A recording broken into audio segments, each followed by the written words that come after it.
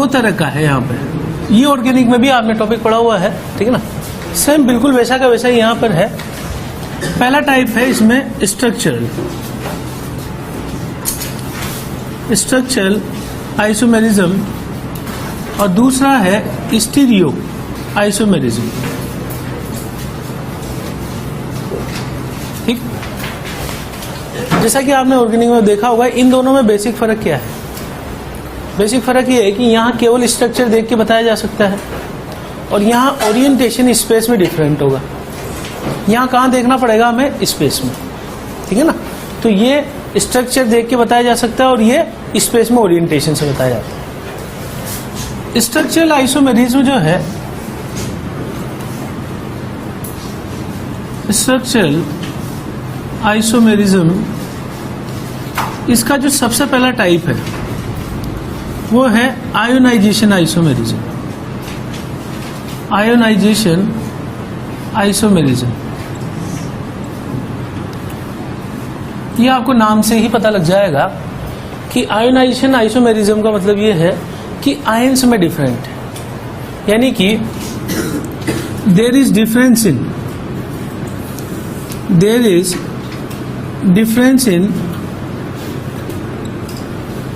In type of ions produced।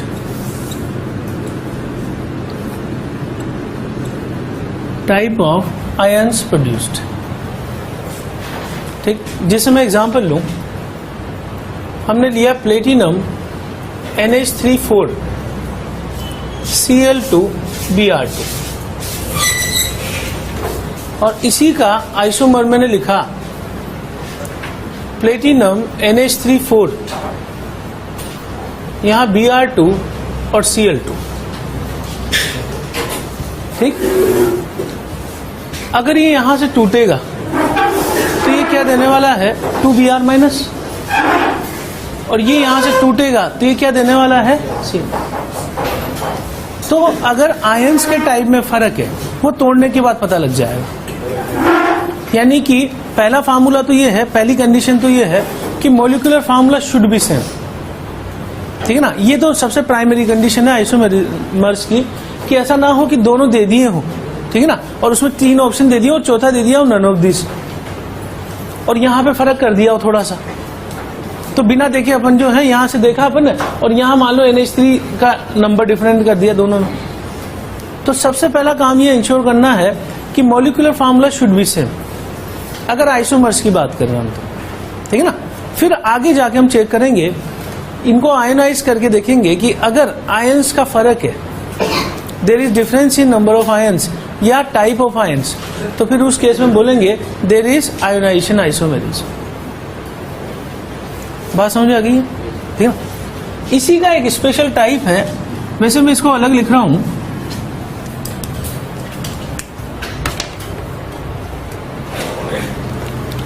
इसी का एक स्पेशल टाइप है hydrate isomerism.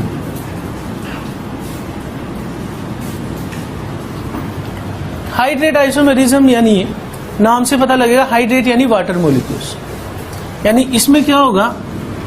There is difference in water molecules, difference in number of water molecules in outside sphere, in outside sphere.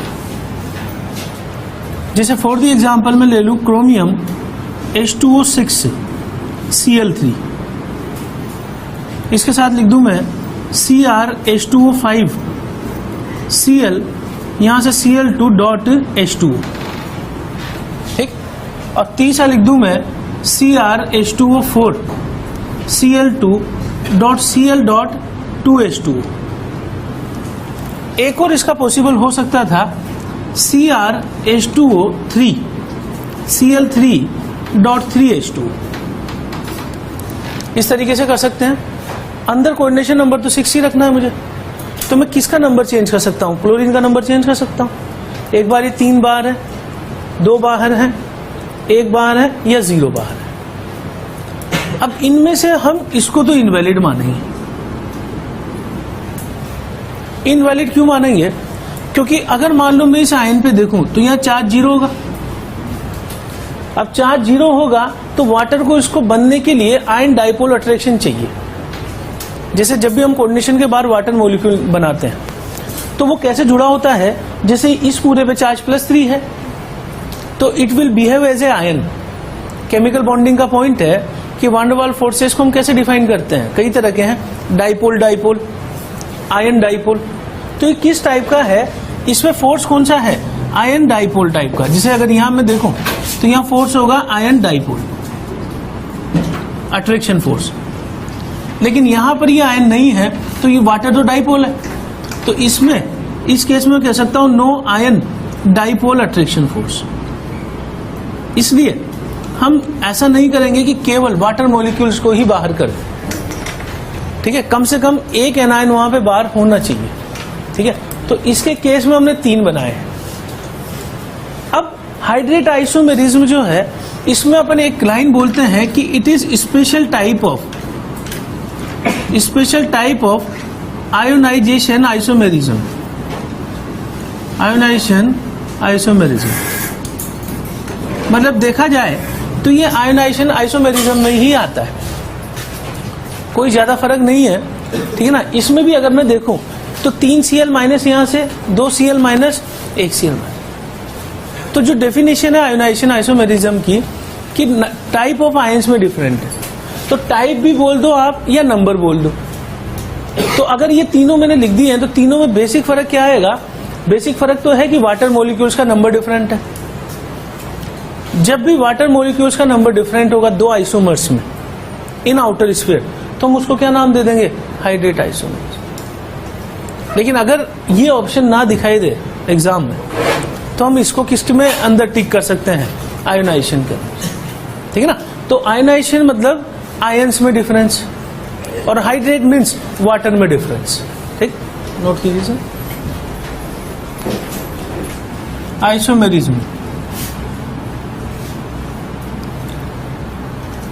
Linkage isomerism, यानी कि नाम से पता लग रहा है कि डिफरेंस किसमें होगा, लिंकेज, ठीक है ना। लिंकेज में कैसे डिफरेंस होगा कि व्हेन एनी एम्बिडेंटेड लिगेंड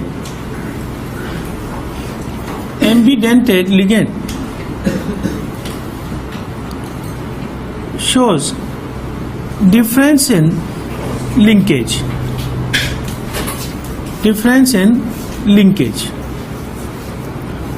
अब इसका क्या मतलब है कि एम्बिडेंटेड लिगेंड जो है, जैसे पहला लिखूं मैं CN, या मैं इसको कैसे लिख सकता हूं, NC, या फिर जो है OCN, या फिर जो है NCO, या फिर SCN, या NCS, या फिर NO2 या ONO।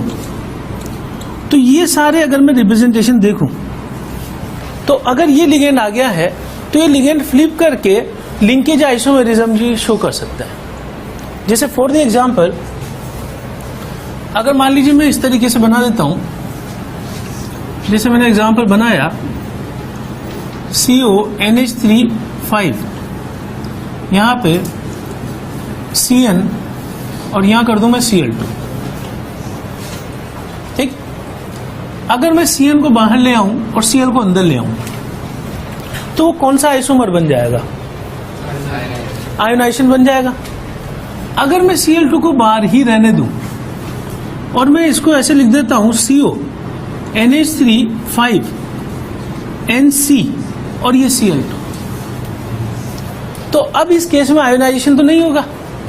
चेक करने का तरीका बिल्कुल सीक्वेंस में ही चल रहा है। सबसे पहले आयंस जो मिलने वाले हैं उनमें देखेंगे डिफरेंस। अगर आयंस में डिफरेंस नहीं है, आयंस में डिफरेंस है तब तो आयोनाइजेशन। उसके बाद दूसरा देखेंगे वाटर मॉलिक्यूल में डिफरेंस है कि नहीं है। अगर हाइड्रेट नहीं निकली तो अब लिंकेज देखेंगे। लिंकेज में इसी के अंदर कोई ऐसा होना चाहिए जिसको हम बोलते हैं बाइडेंटेड लिगेंड। और बाइडेंटेड लिगेंड की क्या खासियत है कि it can coordinate through 2 different atoms in different condition. जैसे CN है तो कार्बन से भी जुड़ सकता है और नाइट्रोजन से भी जुड़ सकता है। कार्बन से जुड़ेगा तो CN लिखेंगे और नाइट्रोजन जुड़ेगा तो NC। तो ये दोनों आपस में कौन से कहलाएंगे? लिंकेज आइसोमर्स, है ना। अगर जैसे मान लो मैं एग्जांपल ले लूं, यहां से जो है प्लेटिनम H2O4 NCSNO2 और यहां चार्ज कर दूं मैं +2। अब इस केस में मुझसे पूछा जाए how many linkage isomers are possible, तो ये इस केस में हीट एंड ट्रायल वाला पार्ट होगा।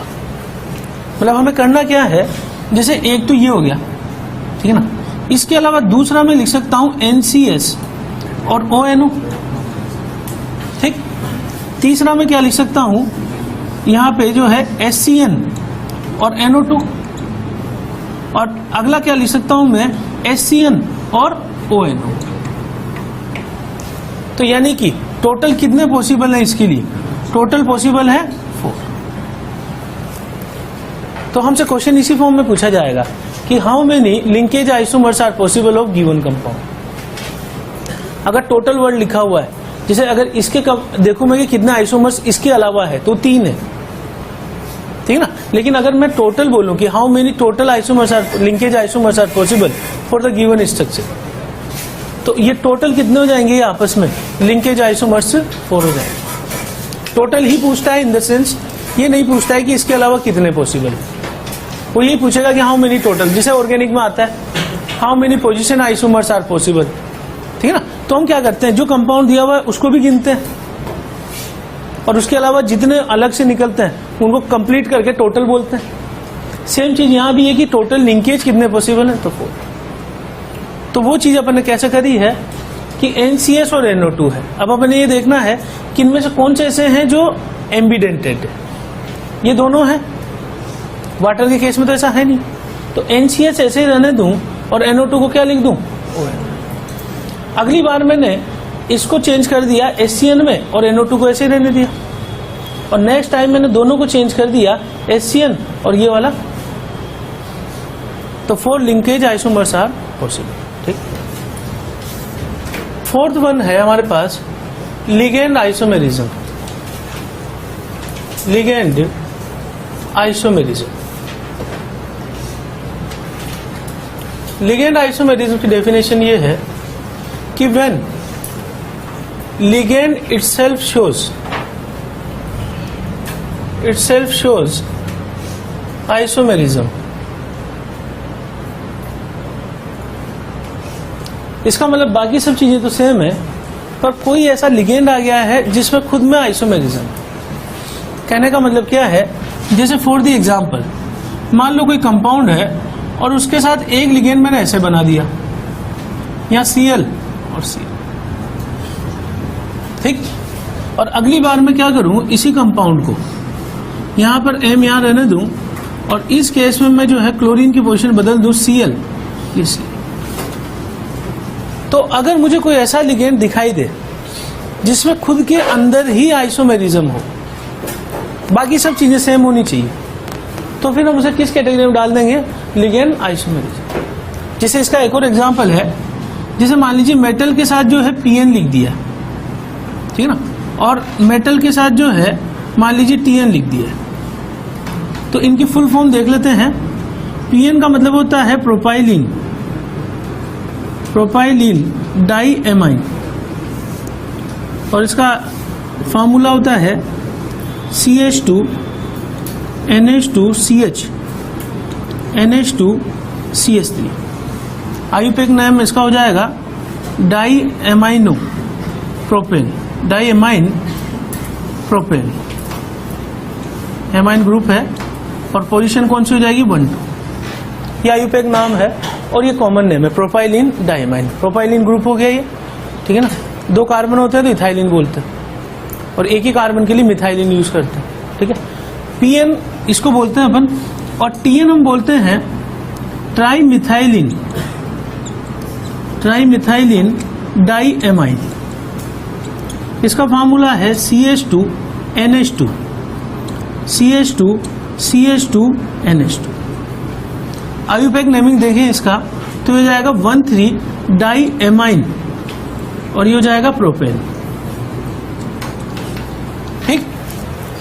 अब ये पूरा कंपाउंड वो यहां नहीं लिखने वाला है, वो इस कंपाउंड को शॉर्ट में रिप्रेजेंट करेगा, यानी कि जो बड़े लिगेंड है उनको बड़े लिगेंड को पूरा नहीं दिखाया जाता है कॉम्प्लेक्स के अंदर। जैसे इसके अलावा और कौन से एग्जाम्पल हमने देखे हैं, ईएन, ऑक्स, ठीक है, इसके अलावा जो है डीएमजी, एसीएसी, ग्लाइसिनेट जो है CH2CO माइनस, तो ये सब वो लिगेंड है जो पूरे नहीं दिखाए जाएंगे। तो शॉर्ट में लिख दिया PNTN, इनका मतलब समझ गए हैं, प्रोपाइलिन जो है डायमाइन और ट्राइमिथाइलिन डायमाइन। इसमें फर्क किसका है, 1-2 पोजिशन का, 1-3 पोजिशन। तो अगर कोई ऐसा लिगेंड हो जिसमें खुद में आइसोमेरिज्म हो तो फिर हम उसको किस कैटेगरी में रख देंगे, लिगेंड आइसोमेरिज्म। ठीक, नोट करो। ये पहचानना सबसे आसान है कि इस केस में ये है कि both cation and anion, both cation and anion are coordination sphere. Coordination sphere या इसकी जगह मैं बोल दूं both cation and anion are complex ion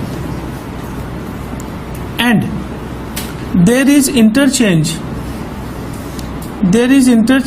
of ligand in two spheres. ठीक है, तो आयंस बाहर दिखाई दे रहे हैं टूटने के बाद, वो आयनाइजेशन में आ गया। वाटर अगर अलग है तो हाइड्रेट में आ गया। और अगर कोई ऐसा एम्बिडेंटेंट दिखाई दे रहा है जिसकी कनेक्टिविटी में डिफरेंसेस है तो वो किस में आ गया, लिंकेज आइसोमेरिज्म। और अगर खुद लिगेंड में ही आइसोमेरिज्म हो तो फिर वो लिगेंड आइसोमेरिज्म। और ये देखना सबसे आसान है कि अगर मान लो दोनों ही स्फीयर रखे हुए हों, both cation and ion are sphere, और इनमें फर्क क्या हो कि यहाँ MLN है, यहाँ M जो है L1N है, तो अगर इनका इंटरचेंज होता हो आपस में तो उस केस में दोनों कंपाउंड में हम क्या बोलते हैं, कोऑर्डिनेशन आइसोमेरिज्म। यानी कि इसमें देखते ही पता लग जाएगा दोनों स्फीयर क्या होने चाहिए, कॉम्प्लेक्स आयन, ठीक ना। और दोनों में फर्क किस में होना चाहिए, लिगेंड में, यानी interchange of ligand takes place. जैसे फॉर द एग्जांपल मैं ले लूं यहाँ कॉपर NH3 और प्लेटिनम Cl4। अब मुझे देखना है कि इसके कितने कोऑर्डिनेशन आइसोमर्स पॉसिबल, ठीक।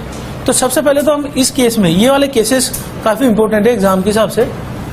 यहां पे अगर मैं टोटल नेगेटिव चार्ज देखूं तो टोटल नेगेटिव चार्ज कितना हो जाएगा, -4। क्यों, क्योंकि ये 0 और ये -1, और मेटल एटम 2 हैं तो मैं इनको डिस्ट्रीब्यूट कर दूं कि टोटल पॉजिटिव शुड बी +4। तो मैं यहाँ इन दोनों की स्टेट लिख रहा हूं कि this is in +2 state, this is also in +2 state.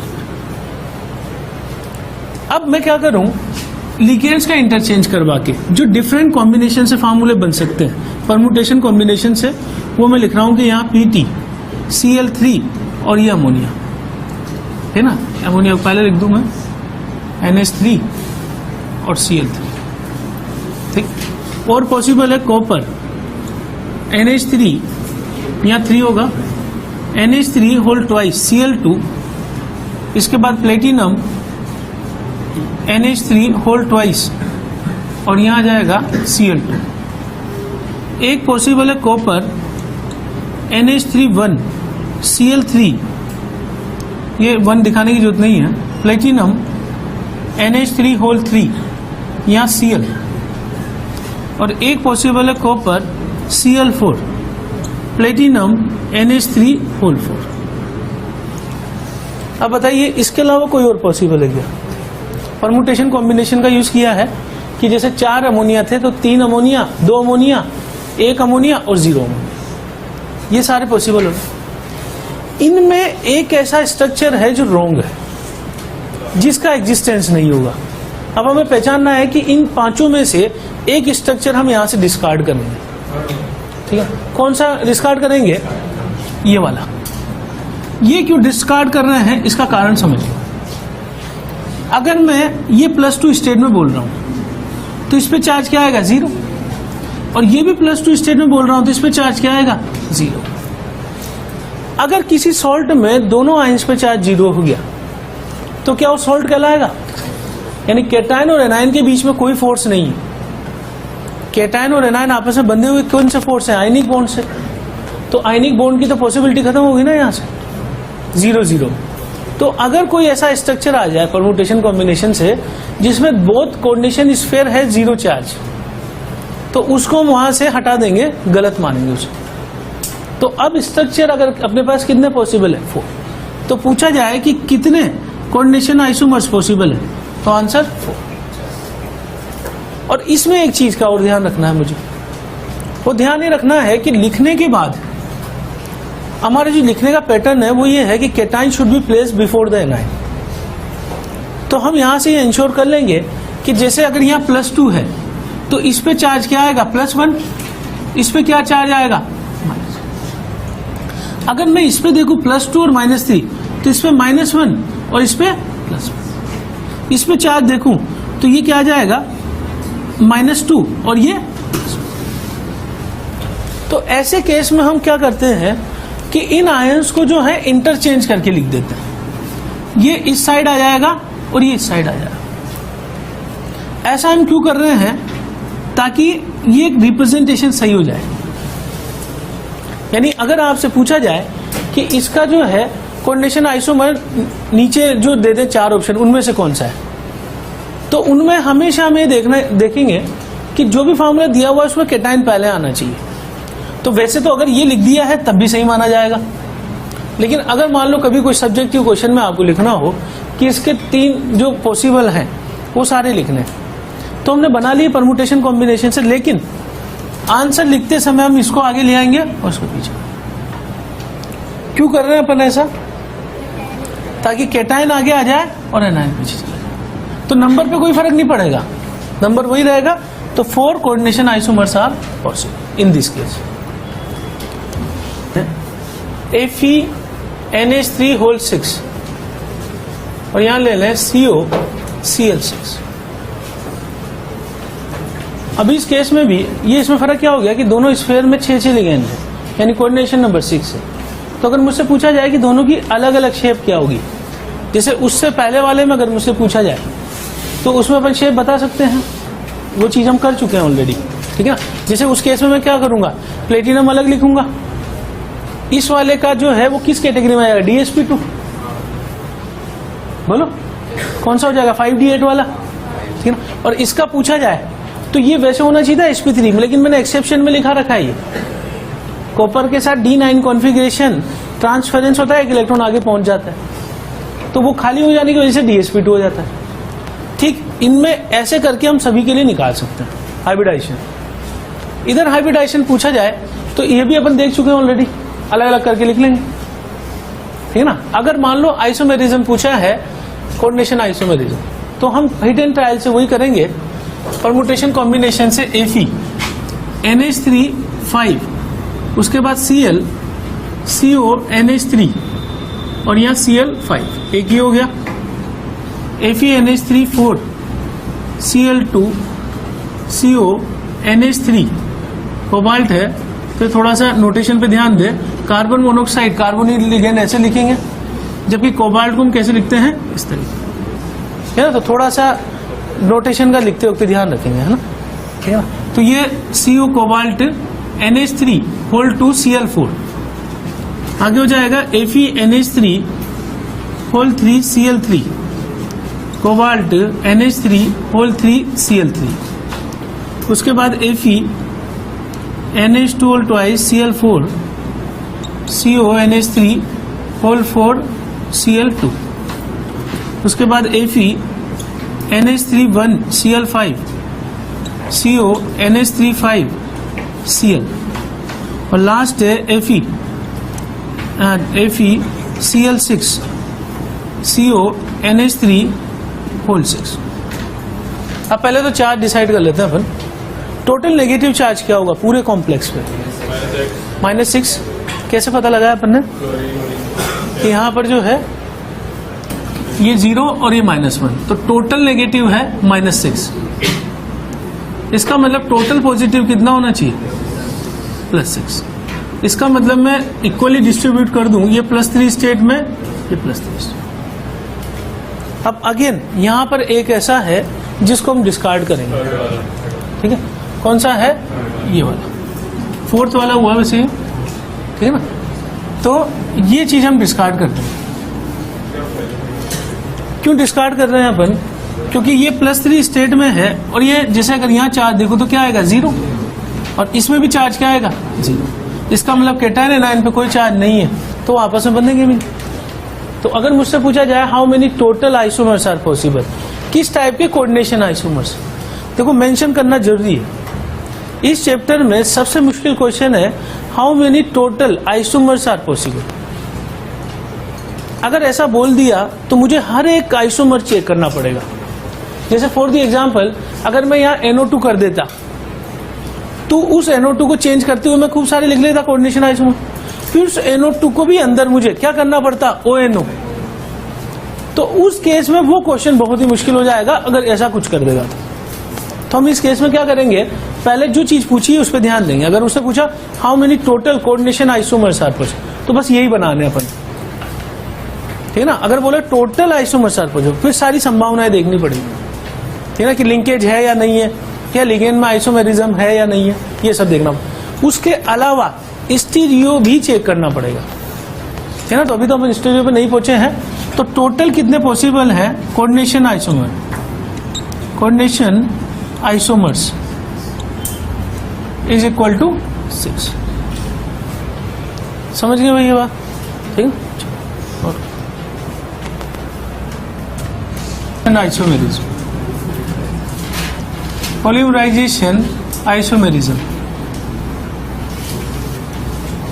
अब देखिए ये जो आइसोमेरिज्म है it is not true isomerism. पहला पॉइंट तो ये है it is not true isomerism. True isomerism का मतलब ये है कि आइसोमर की जो बेसिक डेफिनेशन है वो क्या है कि molecular formula should be same. अगर आप ध्यान से देखोगे तो इनका मॉलिक्यूलर फार्मूला सेम नहीं होगा, और अगर मॉलिक्यूलर फार्मूला सेम नहीं है तो आइसोमेरिज्म नहीं बोली जा सकती है। So it is not true isomerism. फर्क क्या है? बट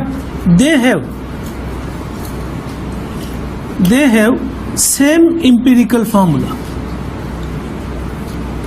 ठीक, इंपिरिकल फार्मूला यानी कि सबसे पहला क्राइटेरिया हमारा ये हुआ कि अगर दो ऐसे कंपाउंड दे दिए जिनमें हमें लग जाए कि मॉलिक्यूलर फार्मूला सेम नहीं है, ठीक है, तो उनमें दो चांसेस हुए कि आइसोमेरिज्म इज नॉट पॉसिबल, या फिर एक और चेक कर लेंगे ये वाली। ये कैसे चेक करेंगे कि हम यहाँ ये देखेंगे इंपिरिकल फार्मूला क्या होना चाहिए? सेम होना चाहिए। जैसे ये दोनों एग्जाम्पल लिए मैंने, तो इसका इंपिरिकल फार्मूला क्या हो जाएगा हमारे पास? CO2 NH3 9 और NO2 कितना हो जाएगा? Is equal to 9। सही है। और इसका बनाऊं मैं तो ये CO4 यहाँ CO3 सॉरी यहाँ CO4, इसके बाद ये कितना हो जाएगा? NH3, ये 6 और 6 12 और ये NO2 12।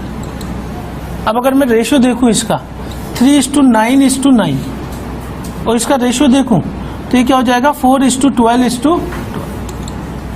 अगर आप ये रेशियो देखो तो कितना हो जाएगा? 1:3:3 और ये रेशियो भी क्या हो जाएगा? 1:3:2।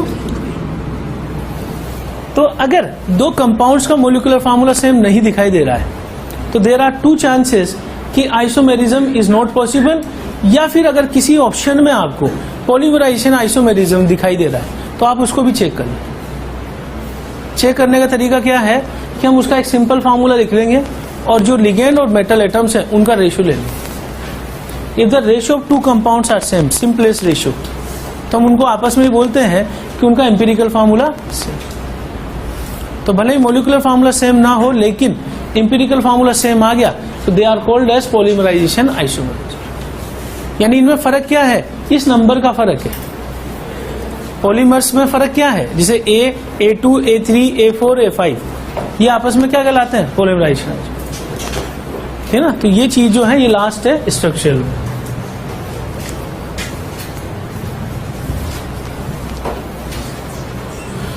तो structural second one is stereo isomerism. Stereo isomerism में दो पार्ट है अपने पास। फर्स्ट है ज्योमेट्रिकल आइसोमेरिज्म। ज्योमेट्रिकल आइसोमेरिज्म, और दूसरी होती है सेकंड ऑप्टिकल आइसोमेरिज्म। ये ऑर्गेनिक में भी आता है आपका टॉपिक, ज्योमेट्रिकल और ऑप्टिकल, ठीक है, लगभग वैसा ही है, थोड़ा सा डिफरेंस इसमें वैसे ऑर्गेनिक में और वैसे। तो सबसे पहला मैं ले रहा हूं ज्योमेट्रिकल आइसोमेरिज्म।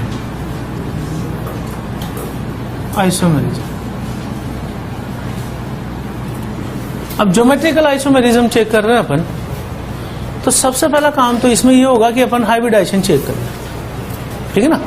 मतलब ये करने के पहले, चेक करने के पहले हाइब्रिडाइजेशन देखना है। क्यों? उसका लॉजिक ये है कि केस फर्स्ट मैं ले लूं फॉर टेट्राइडल कॉम्प्लेक्स। टेट्राइडल कॉम्प्लेक्स में हाइब्रिडाइजेशन कौन सा होगा? इसमें सीधा आंसर ही लिखना है नो जीआई इज पॉसिबल। अगर आपने निकाल लिया है हाइब्रिडाइजेशन sp3 है, तो आप सीधा आंसर ही लिख सकते हो देयर इज नो जीआई।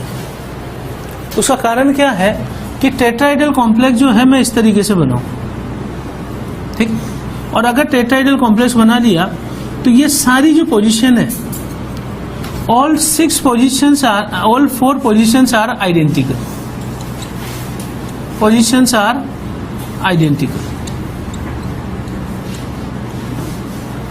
अगर सारी पोजीशन आइडेंटिकल है तो इसका मतलब अगर मैं दो ग्रुप को चेंज कर दूं, जैसे मान लो मैं ए और बी को, इसको बी को चेंज करके मैं यहां ले आऊं, तो इसका कोई फर्क नहीं पड़ने वाला है स्पेस में। क्यों फर्क नहीं पड़ने वाला है वो समझ रहे हैं। अगर जैसे मान लो मैं यहां ये देख रहा हूं कि अगर मैंने चेंज कर लिया इसे, जैसे मान लो मैंने बोला कि ए, ये बी, ये सी और ये डी। सपोज करो मैं ए और डी को चेंज कर लेता हूं। अगर मैं ए और डी को चेंज कर लूं तो यहां आ जाएगा डी, इसके बाद ये बी, ये सी और ये ए। अगर हम दो ग्रुप की पोजीशन को जो है फ्लिप कर दें, इंटरचेंज कर दें, तो उससे एक नया कंपाउंड बन जाना चाहिए। लेकिन ये दोनों जो है आइडेंटिकल है, और आइडेंटिकल किस रेफरेंस में? स्पेस के रेफरेंस में, ठीक है ना। यानी अगर मैं उसको ऐसे समझाऊं,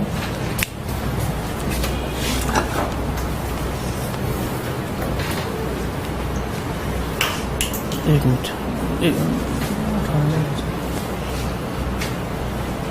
चलो अभी देखना। जैसे अगर अब इनको ऐसे समझ रहे हैं, टेट्राइडल कॉम्प्लेक्स ऐसे होगा, ठीक है ना। अब इन सबके बीच में एंगल कितना है? 109 डिग्री, ठीक है ना। अब ये अपन स्पेस के रेफरेंस में देख रहे हैं। अगर मान लो सपोज करो हम इन दोनों को इंटरचेंज कर दें, ठीक है। अब इंटरचेंज कर दूं मैं, तो मैं इसको घुमा के ऐसे देख लूं, तब भी ये आइडेंटिकल ही रहेगा। यानी सारों के बीच में कितना है? 109 डिग्री। तो आप किसी भी दो ग्रुप को आपस में इंटरचेंज करोगे तो स्पेस में जैसे ऐसे देख रहा हूं, इंटरचेंज करने के बाद ऐसे देख, ठीक है, तो बात तो वही होगी। तो इसलिए हमें बोल रहे हैं कि टेट्राइडल कॉम्प्लेक्स अगर आ गया तो उसमें चारों पोजीशन आइडेंटिकल होती है, इसलिए there is no G I possible, ठीक है ना, इंटरचेंज करके। तो इसमें हाइब्रिडाइजेशन मालूम करना हमारा पहला स्टेप, ठीक है ना। तो जो अपन पढ़ चुके हैं ऑलरेडी ये चीज, तो ये मालूम करके हम सीधा आंसर लिख देंगे नो जीआई। किस केस में? टेट्राइडल या sp3 पे, ठीक। For square planar complex, square planar complex. अब अगर मुझसे पूछा जाए कि इसमें जीआई होती या नहीं होती ज्योमेट्रिकल आइसोमेरिज्म में, तो हम ये कहेंगे कि जीआई मे बी पॉसिबल। मतलब हम ये कंफर्म नहीं बोलेंगे कि जीआई इज ऑलवेज पॉसिबल, ये स्टेटमेंट रॉन्ग है। उसके लिए हमें जो है स्ट्रक्चर देखना पड़ेगा। कैसे देखना पड़ेगा? जैसे पहला केस में ले रहा हूं MA4। अब MA4 को मैंने बनाया इस तरीके से, A A, ठीक। अब ये बताइए इस केस में कि अगर मैं इन दोनों को इंटरचेंज कर दूं, ए और ए को, तो क्या कंपाउंड पे कोई फर्क पड़ने वाला है? बोलो। और एक चीज मैं लिखना आपको बता रहा हूं जो आगे काम आएगा अपने, कि हम इनके पेयर साथ में लिख देंगे। अपोजिट कौन कौन सी पोजीशन पे है? ए, और इधर दूसरा पेयर कौन सा है? ए। इस तरीके से लिख देंगे। अगर मैं इन दोनों को इंटरचेंज कर दूं तो यही आएगा ना, ठीक है ना। तो इसमें तो इंटरचेंज का कोई फर्क नहीं पड़ रहा है। इसका मतलब हम आंसर में इसमें लिख देंगे देयर इज नो जी, ठीक, there is no G I. MA3B, अब MA3B में मैं 4 लिगेंड इस तरीके से लगा दूं इसमें, जैसे ये AB। अब ये बताइए कि क्या इंटरचेंज करने का कोई फर्क पड़ेगा? बोलो। अब उसके लिए सबसे अच्छा तरीका ये है कि कंफ्यूजन हो सकता है तो हम पेयर्स को लिख लें, AA और इधर कौन सा पेयर है, AB। अगर मान लो मैं इंटरचेंज कर दूं तो इंटरचेंज करने के बाद AA ये हो जाएगा BA, और इसके सामने पेयर AA और इसके सामने पेयर AB, तो बोथ आर आइडेंटिकल। बोलो, क्या इंटरचेंज करने का कोई फर्क पड़ा? नहीं फर्क पड़ा। कंपाउंड बदल जाने चाहिए, कंपाउंड नहीं बदले हैं, इसका मतलब एक ही है, और एक ही है तो हम आंसर क्या लिख देंगे उसमें, नो GI। तो इस केस में भी GI पॉसिबल नहीं। अब इसके बाद मैं तीसरा देख रहा हूं, थर्ड केस, MA2B2। A2B2 को लिखने का तरीका ये हो जाएगा AA, या मैं इसको ऐसे कर दूं AABB, या फिर मैं इसको ऐसे बना दूं, इसको इंटरचेंज कर दूं तो AABB। अब ये बताइए कि क्या कोई फर्क पड़ा है इंटरचेंज का? फर्क पड़ा है ना। फर्क कैसे पता लग रहा है? A के सामने B और A के सामने B, ये रिप्रेजेंटेशन हो गया इसका, और इसमें A के सामने A और ये B के सामने B, तो अलग अलग दिखाई दे रहा है। इसका मतलब ये दोनों आपस में, मुझसे पूछा जाए कितने GI पॉसिबल है, तो आंसर कितना हो गया। और इनका नेमिंग किस तरीके से करते हैं हम, कि दोनों एक ही साइड है तो हम इसे क्या बोल देते हैं, सिस, और दोनों अपोजिट हैं तो क्या बोल देते हैं। तो ज्योमेट्रिकल आइसोमेरिज्म में आप ये चीज पढ़ चुके होंगे सिस ट्रांस ऑर्गेनिक में। तो जब ग्रुप्स को चेंज कर देते हैं तो वहां पे जैसे ब्यूटाडाइन वगैरह में देखा होगा, है ना, 1,4 इस तरीके के स्ट्रक्चर आते हैं ना, उसमें डाइक्लोरो जो है एथिलीन वगैरह आ गया ना, स्टीरियो तो पढ़ लिया तुमने, ठीक है। तो बिल्कुल उसी तरीके से ग्रुप को चेंज करके अगर कंपाउंड बदल जा रहा है तो फिर हम उसको काउंट करेंगे GI, ठीक। अगला एग्जांपल है 4th MA2BC। कितने GI पॉसिबल होंगे इसमें? अब देखो, जैसे हम फार्मूला देखें वैसे ही निकालने का एक आसान तरीका है, और वो आसान तरीका क्या है कि हम इसके जो परमुटेशन कॉम्बिनेशन से ग्रुप बनाने चालू करें, यानी AA यहां क्या आ जाएगा, BC, और क्या पॉसिबल है, AB AC पॉसिबल है। क्या कोई और भी पॉसिबल है इसके अलावा? अगर आपके दिमाग में आ रहा हो तो अपन उसको सोच ले। इसके अलावा और कोई पॉसिबल है क्या स्ट्रक्चर? ये इंटरचेंज कर सकता हूं मैं, ठीक है ना, और इन दोनों को भी इंटरचेंज कर सकता हूं, बस मुझे पेयर देखना है, AABC AB AC, और कुछ। अगर मैं इसको CA लिख दूं तो एक ही है, समझ गए बात? तो हम स्ट्रक्चर से पता लगा लेंगे कितने GI पॉसिबल है, 2 GI है। और अगर मैं स्ट्रक्चर बना के देखना चाहूं, ये हमारा शॉर्टकट है एक तरह से। अगर मैं स्ट्रक्चर बना के देखना चाहूं तो AA ये हो गया BC, और एक और पॉसिबल है, इनको इंटरचेंज कर दूं तो ये हो गया AA, और यहां जाएगा BC। अब आप इसका रिप्रेजेंटेशन क्या लिखेंगे? जैसे इसका रिप्रेजेंटेशन क्या हो जाएगा, A के सामने C और A के सामने B, तो इनमें से कौन सा हो गया, ये वाला। और अगर इसको रिप्रेजेंटेशन देखूं, A के सामने A और B के सामने C, तो ये वाला कौन सा हो गया। तो आइदर आप बना के इस तरीके से देख लो या परमुटेशन कॉम्बिनेशन से यही देख लो। समझ गए बात को? इनमें से सिस कौन सा होगा, ये सिस कहलाएगा, और ये वाला क्या हो जाएगा, और करो सर। तो मैं M यहां से ले लें ABCD, चारों डिफरेंट है, कितने जीआई पॉसिबल होंगे। ये मैं सारे केस कौन से ले रहा हूँ, मोनोडेंटेट वाले।